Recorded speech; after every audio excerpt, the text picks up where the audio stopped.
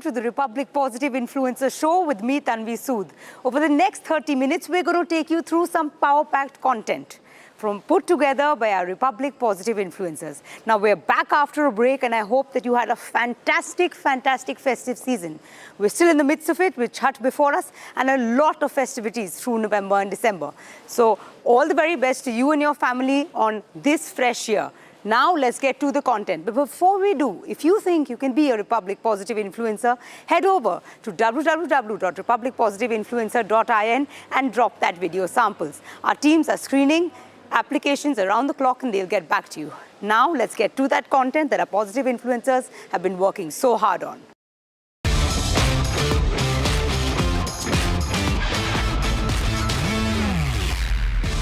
To kick off this episode of the Positive Influencer Show, we have everyone's favorite, the inspirational Captain Yashika Hatwal Tyagi.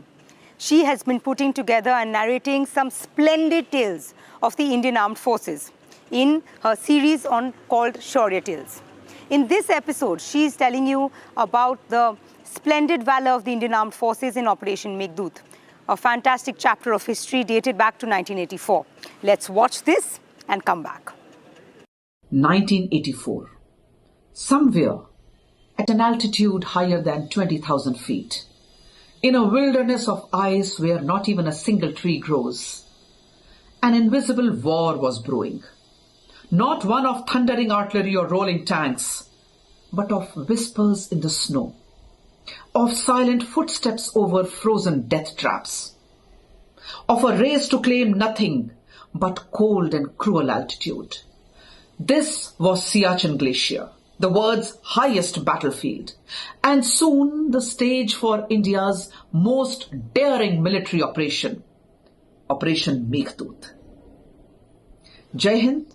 I am Captain Yashika Hatwal Tyagi, Kargil war veteran and a military-inspired leadership coach.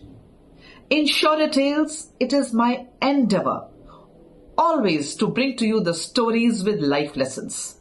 The stories where daredevil military operations tell us a lesson that we can imbibe in our day-to-day life or in our professional domain. This story tells us the learning of extreme ownership, how to go beyond the call of duty. Let us listen to this story, which is a story like never before. It started with a line. What line? After 1947-48 operation, when Karachi Agreement was drew up, the LOC was demarcated only up to NJ9842. That was a grid reference on map, LOC between India and Pakistan. Beyond this point, NJ9842, the agreement vaguely stated the LOC as thence north to the glacier. This vagueness gave birth to a cartographer's battleground. Both the countries interpreting line in their own way. India interpreted the line as running north along the towering South Uru Ridge, thus encompassing the Siachen Glacier. Pakistan, however, claimed it veered northeast towards Karakoram Pass, effectively gifting glacier to them. Remember, neither had troops there, but both had the maps and the ambition. Now, in the late 1970s, Pakistan began issuing permits to foreign mountaineers to scale Siachen through Pakistani routes. These expeditions, which are very well documented in various international journals, subtly portrayed the glacier as Pakistani territory. The world took notice. So did Indian intelligence. Further, in 1983, a very disturbing report landed on the desks of the headquarters of Northern Command of Indian Army. This report said that Pakistan was acquiring large stocks of high-altitude Arctic gear or Arctic clothing to be delivered before April 1984. Now the implications were very clear. This meant that Pakistan is planning some mischief in the glacier. India had to move fast, act fast. Hence, a doctrine was born of ice. At Udhampur, the Indian Army's Northern Command headquarters, Lieutenant General M.L. Chipper and under him Major General Amarnath All laid out a strategy. Cold, precise strategy. They called it Operation Meghdoot, very aptly named after the epic poem Meghdoot written by Kalidas. And this poem is about a message that is carried by a cloud. But this cloud would carry soldiers and guns and glory into the white void. Remember, there was no manual, there was no map, there was no precedent, and there was no margin for error. Helicopters had to fly at altitudes where rotor blades barely found grips. Troops would land on snow ridges thinner than a sidewalk. Men would scale walls of ice with 30 kgs pack on their shoulders, that too in an oxygen-starved air. Yet they were prepared to vanish into that glacier, not to hide, but to strike fast. And then came the frozen dawn of 13th April 1984. Just as the Baisakhi sun rose over the horizon, over the Karakoram, India made its first move. Helicopters began flying missions into the thin, biting air. Rotors groaning, struggling for lift, laden with brave mountaineer soldiers. The machines climbed above 20,000 feet, their blades slicing silence. There were no runways, only frozen crests. From these helicopters jumped men of 4 Kumaon Regiment, led by brave Captain Sanjay Kulkarni. They landed atop Bilafondla, one of the main passes that guarded access to Siachen. Here it is important for me to tell you that La word means pass. So Bilafondla is name of the pass called Bilafont. As they landed, snow whipped their faces. There were no trails, there were no footprints. There was only ice and mission orders. Simultaneously on another pass, the Ladakh scouts, the tigers born of mountains, were dropped near Siala, the glacier's northern gateway pass. They were led by a brave heart, Major Bahuguna. These brave men trekked the final leg on foot, shoveling through waist-deep snow. By 17th of April, the Saltoro Ridge, the real key to Siachen, was in Indian hands. Now Bilafondla, Siala and Gyeongla, the 3 frozen passes, the 3 gateways, were seized by Indian Army. Pakistan reacted, but too late. When Pakistani High Command realized that India had moved, panic set in. Elite SSG commandos of Pakistani Army were scrambled for counter-offensive. But the glacier follows a very brutal law. Heights decide winners. Now Pakistan was the one who had to climb into fire, into wind, and into a certain death. Their commandos attempted assaults. First on Bilafondla, then on Siala. But Indian troops were already well entrenched and they fired from heights. Machine guns spat lead into white nothingness. Mortars thundered across the ice. By June 1984, Pakistan's main assault on Bilafondla had failed. Indian soldiers held their ground. But the real enemy was not Pakistan. Real enemy was the glacier that moved, that killed. The true nemesis was Siachen itself. Minus 50-degree temperature, howling winds, frostbite, hypoxia, crevices that swallowed men whole, hypothermia. Weapons jammed, inks froze. Even cooking was a battle. Rations had to be thawed. At night, men clung to each other in sleeping bags. Sometimes they never woke up. Evacuation was near impossible with poor weather. Even helicopters froze. Nature killed more soldiers than bullets did. Yet the soldiers stayed. Yet they built bunkers into the snow. Yet they carved helipads with shovels. Yet they carried hundreds of kilos up vertical ice on foot. In 1984 alone, dozens of Indian soldiers succumbed, not in combat, but from the glacier's wrath. But their grit would soon find its icon. Now comes the story and the legend of Bana Singh. The year was 1987. Pakistan captured a new post at 21,000 feet, perched above Bilafondla. They named it Qad Post.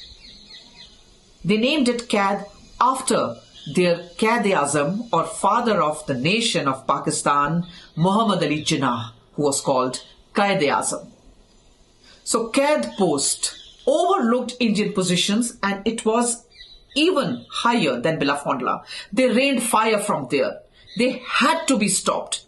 So enters Naib Subedar Bana Singh with the brave soldiers of 8 Jammu and Kashmir Light Infantry. These brave hearts did not walk in. They climbed. They climbed a sheer vertical sheet of ice at night in the howling blizzard. This final assault is straight out of some storybook. It was so unreal. The final assault was of bayonets and grenades, of hand-to-hand fight, of combat inside bunkers carved into ice. It was brutal, it was primal. But they won, and the post was named Bana Top. Bana Singh was awarded Paramveer Chakra, which is highest military award for gallantry. But what is the legacy of this white void?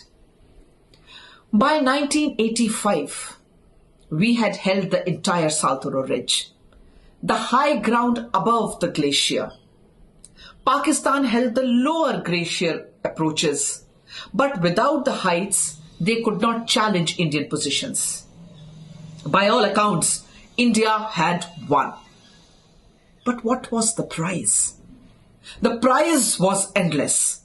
Through the 1990s and 2000s, avalanches, frostbites, sniper fire, and sheer exposure to cold killed many soldiers. Sometimes letters from homes arrived months late, and sometimes even after the soldier was gone. Still they stayed. Why? Because Siachen is not just a glacier. It is a strategic gate to our motherland, guarding Ladakh from Pakistan and Chinese advances. If India vacated the Saltoro, it would lose visibility, it would lose height, it would lose reaction time, and perhaps an entire valley. But more than that, India would lose something deep: honor. So how is Glacier today? In 2025, over 100 Indian posts dot entire glacier. Soldiers are deployed in rotation, trained in snowcraft and survival. Every soldier comes back with mental or physical scars. Some do not come back at all. But every soldier knows why they went. Because Operation Meghdoot is not just a military operation. It is a doctrine. It is a lesson that firepower means nothing without endurance. That the Indian soldier could not only fight at 20,000 feet high altitudes, but win convincingly. It remains the longest ongoing military operation on Earth, and Siachen Glacier remains the highest battleground on Earth. And it all began with silence. Today, on that white desert where even the wind forgets to howl, the tricolor flutters in stillness, frozen to its pole, but never bowed. Because in that land of white death, it is not the cold that chills the most. It is the memory of those men who walked into the void for the honor of motherland, not just to be remembered, but to ensure that the purpose and the mission is never forgotten. Today, let us salute these martyrs and remember that for our today, they gave their life. Jai Hind ki Sena. It's the end of the year and you're probably in reflection mode. How did it go for you, personally and of course professionally? Now you're probably on the back of a big promotion or in anticipation of a big promotion. But a promotion comes with great responsibility, more than just a change in CTC or a change in designation. It does come with the need and with the promise that you're going to upskill your skill set, that you're going to upscale your deliverables. What do you do right after a big promotion? Positive influencer Purnima Kotak breaks it down into 4 to 5 essential steps that you need to go through professionally. For the full video, head over to our YouTube channel. Here's a short clip of the #1 thing you need to do. Let's watch it before you hit that Monday. Welcome to this first part of the 2-part series on appraisals.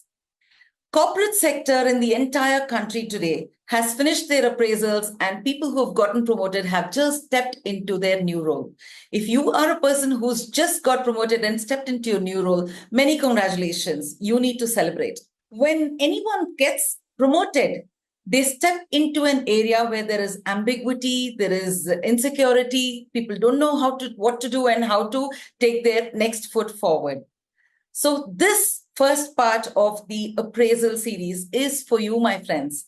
Here we're going to share about what are those things you should be doing when you step into a new role, how to conduct yourself, how to carefully tread so that you can look at your teams from the angle of support. Them supporting you and you supporting them. When we work with our clients, we work with them on 2 powerful dimensions, the essence and the craft.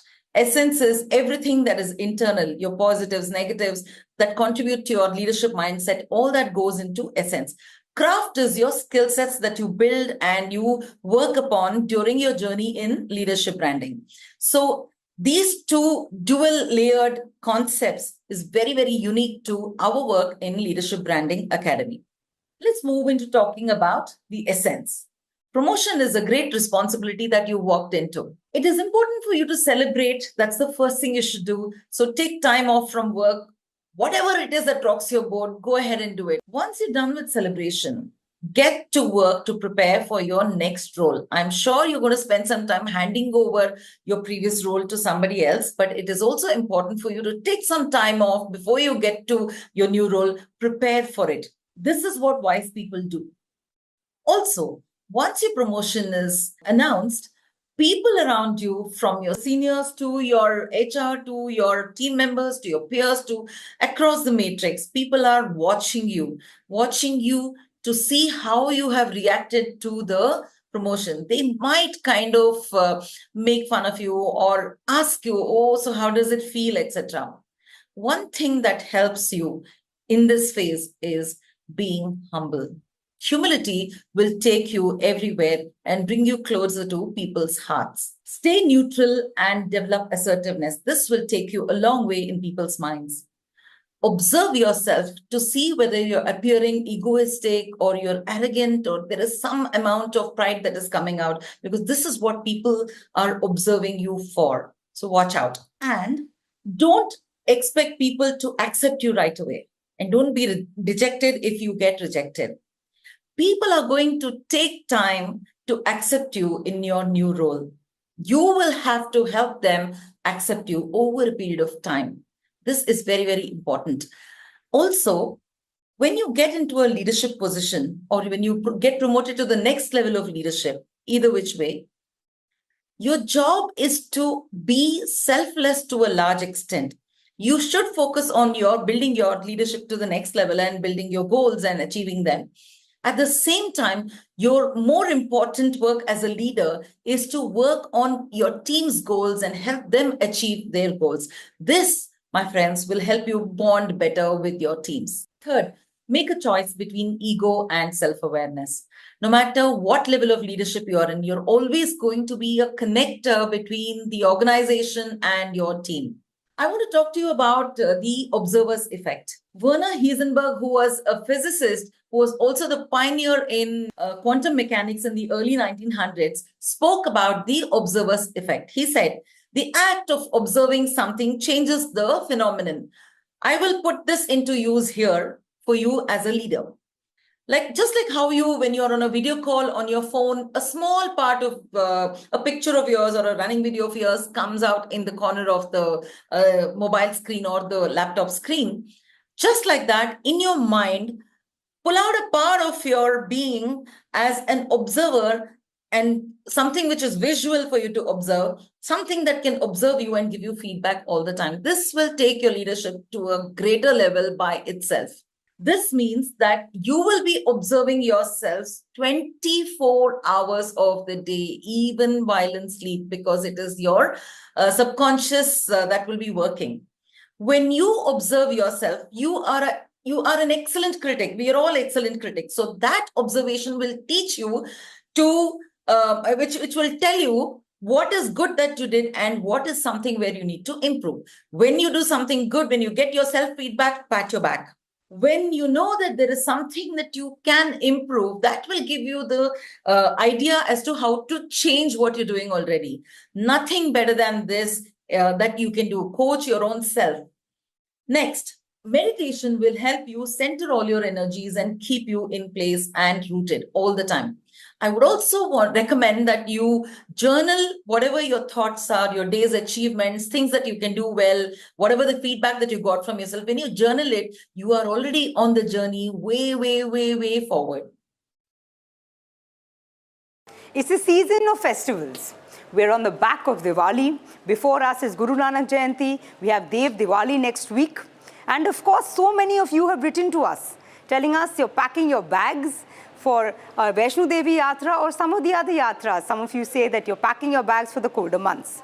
Now, as you go to these holy places, what is the significance of offering bhog? Have you ever thought of it? Have you thought about what the significance of Annakut really is? Well, positive influencer Vishal Khandelwal has sifted through the chapters of history and the scriptures to tell you the significance of Annakut at temples. Watch this. क्या आपने कभी सोचा है कि हर साल जब नया वर्ष शुरू होता है तब हमारे सभी मंदिरों में इतने विशाल भोग अन्नकूट क्यों लगते हैं?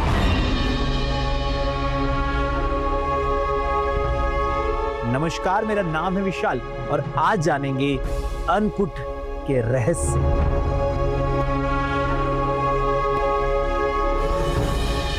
आप ये जानकर हैरान हो जाएंगे कि इतने विशाल अन्नकूटों का जिक्र Guinness book of world records में भी मिलता है। लेकिन क्या सच में भगवान को हमारे द्वारा बनाए गए व्यंजनों की चाह है? नहीं, उन्हें तो बस हमारे प्रेम की चाह है। ये भक्ति का उत्सव है, ये कृतज्ञता का पर्व है। भगवान श्री कृष्ण गीता में कहते हैं कि जो भी मुमुक्षु भक्त मुझे प्रेम पूर्वक फूल, फल या जल अर्पित करता है, मैं उसे अवश्य स्वीकार करता हूँ। सोचिए, पूरे साल में हम जो कुछ भी खाते हैं, पाते हैं, वह सब भगवान की कृपा ही है। इसलिए नए वर्ष की शुरुआत में हम धन्यवाद की भावना से, कृतज्ञता के भाव से भगवान को अन्नकूट का भोग लगाते हैं। यह हमारे कहने का एक तरीका है कि हे प्रभु, हमें जो कुछ भी मिला है वह सब आपकी कृपा है, इसलिए यह सब कुछ पहले आपको अर्पण है। और यह सिर्फ एक परंपरा नहीं है, बल्कि एक आध्यात्मिक पर्व है। जब हम भगवान को भोजन अर्पण करते हैं तब वह भोजन प्रसाद बन जाता है, ऐसा अन्न जो हमारे मन, विचार सबको शुद्ध करता है, भक्तिमय बनाता है। भगवान स्वामीनारायण वचनामृत ग्रंथ में कहते हैं कि भगवान यह सब इसलिए स्वीकार करते हैं ताकि हमारा कल्याण हो, हम भगवान के और निकट पहुंच पाए। यानी भगवान को हमारी मिठाइयां नहीं चाहिए, हमारी शुद्ध भक्ति चाहिए। हमारी रोटियां नहीं चाहिए, हमारा प्रेम चाहिए। जैसे प्रभु श्री राम ने शबरी के प्रेम से भरे झूठे बेर को स्वीकार किया था, वैसे ही भगवान स्वामीनारायण ने दादर खाचर के राजभवन में भक्तिपूर्ण भोग को उसी प्रेम से अंगीकार किया था। वास्तव में भगवान का भोजन ग्रहण करना उनकी करुणा का प्रतीक है। वे हमारे द्वारा अर्पित अन्नकूट को स्वीकार कर हमें मोक्ष के मार्ग पर अग्रसर करते हैं। तो इस नूतन वर्ष के निमित्त हमारे पास एक सुनहरा अवसर है कि हम स्वयं हमारे गृह मंदिर में भगवान को अन्नकूट लगा सकते हैं। ये हमारी कृतज्ञता का प्रतीक है, हमारी श्रद्धा का उत्सव है और हमारे जैसे अनेक भक्तों और परम ब्रह्म भगवान के बीच का अनूठा कनेक्शन है।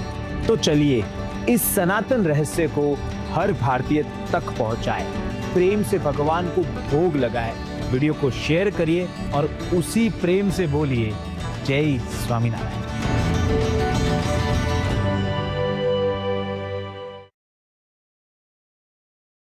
Now that's all we could pack in for you on this episode of the Republic Positive Influencer Show. I hope you enjoyed it as much as we did, and of course our creators did in terms of putting it together. If you have feedback for us, the WhatsApp number is on your screen and our ears and eyes are always open. So fire in your feedback and we'll be happy to take it or relay it to our positive influencers. The WhatsApp number can also be used if you think you can be a Republic Positive influencer. Drop us your video sample, drop us a message and we'll get right back and work through your content ideas to make you the positive influencer you ought to be on the internet. There is also a way to drop your video sample. It's www.republicpositiveinfluencer.in. You can drop your video sample on that website and our teams will call you back. Thank you so much for watching. If you want to follow the content right round the clock, we have a lovely YouTube page. It's @RepublicWorld. There's a playlist for the Republic Positive Influencer and all their content over the last few months, and as they're churning it out by the weeks. It's a great repository to go through if you want to go through the positive content on the internet. Now, thank you so much for watching and we'll see you soon.